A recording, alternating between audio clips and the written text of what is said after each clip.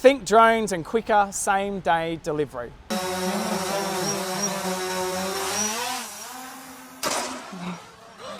JP's predictions for 2020. Let's get out the crystal ball, or put on the binoculars, or let's just contact Nostradamus.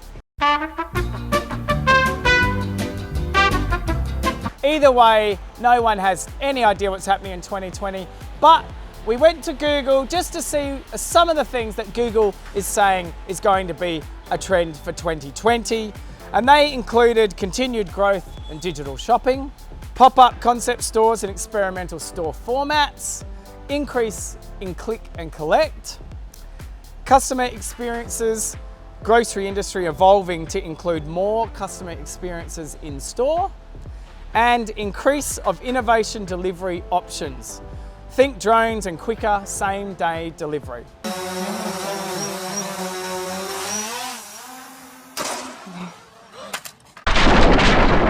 Now these are some pretty things that Google have come up with, but I guess you all want to know, what do you think my predictions are for 2020? So here goes. I have no doubt that online shopping will continue to grow, albeit a lot slower in Australia. A 2018 number to 2019 number, online growth sales only grew by 0.3%. Such a small number in the scheme of things, and I know the rest of the world outstrips that number, but it just goes to show the challenges that we do have in Australia with the tyranny of a distance. And for those of you watching in America, don't forget, Australia is the same size as America. Some of you didn't realise that until the bushfires have just created, when it was mapped over, how much we'd actually lost. Actually, Australia, from what I can understand, seems to be more forward-thinking than we are in many ways. Didn't you have like a gay prime minister or something like that? Tip number 2, food delivery services such as Uber Eats, Deliveroo and Menulog are going to continue to grow, but at what cost will this really happen?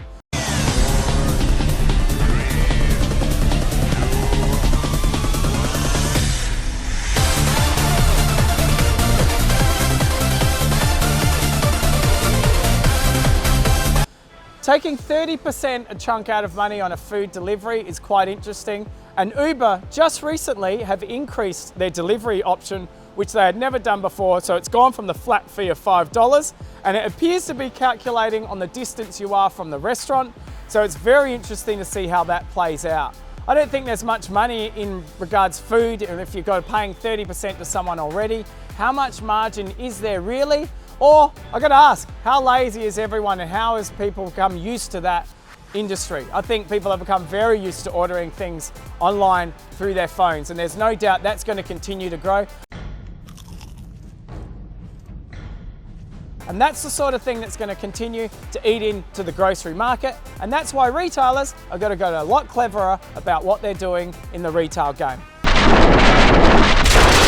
Tip number 3, customer experiences will be crucial to seeing how businesses grow 2020 and beyond. With the mix of online, and you should already be doing an omni-channel strategy, you need to make sure you're everywhere. But one thing you need to do is make sure that you are giving that customer that experience that wants them to come back. We all know that place that we like to go shopping because they make you feel good, whether it's a restaurant, a cafe, a food outlet, or even a supermarket. You still know what makes you feel good, and you don't know why, but you go there for the experience. As a retailer, we need to make sure we're on the front foot of delivering experiences, and we need to make sure we don't miss out any age demographic in the process.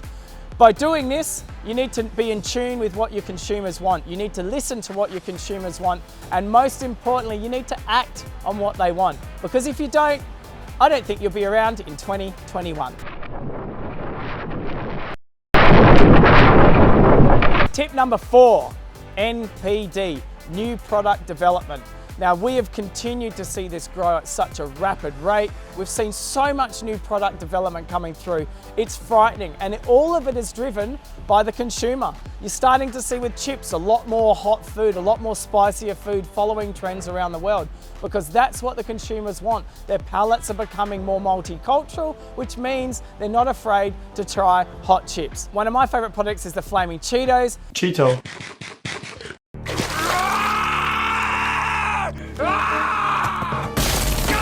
And my wife, she doesn't necessarily like eating hot food, but she loves them. So it goes to show how the palates are changing, and it goes to show that the companies are not afraid to put new flavors on the table. And let's face it, it wasn't too long ago that coconut water, there was 1 or 2, now we got 50. It wasn't too long ago that we had kombucha with only 1 or 2, and now we've got 50. So it just goes to show how the palates are changing, and new product development is going to be key. And you're starting to see the big suppliers, they are definitely working hard to make sure they keep surprising and delighting their customers. And tip number 5, the modern day storyteller. I believe every business needs to be telling, we are being transparent, authentic, and honest in everything we're doing, and we need to be able to relay this to show our consumers, our customers, our suppliers and manufacturers so they can see exactly what we're doing. Telling a story really shows the depths that you'll go to make sure that your consumers are best informed. And we want to do that in however we can, by using mediums such as YouTube, Instagram, LinkedIn, Facebook, TikTok, whatever you want to use, it should be there to tell a story. That's what the mediums are for. Video content is going to be key moving forward into the future. So there you have it. 5 predictions. I can't wait to look at those next year to see how we've gone, but those are things that we're definitely working on as a team, and Drake's are definitely working on to make sure our 2020 was as bright as 2019.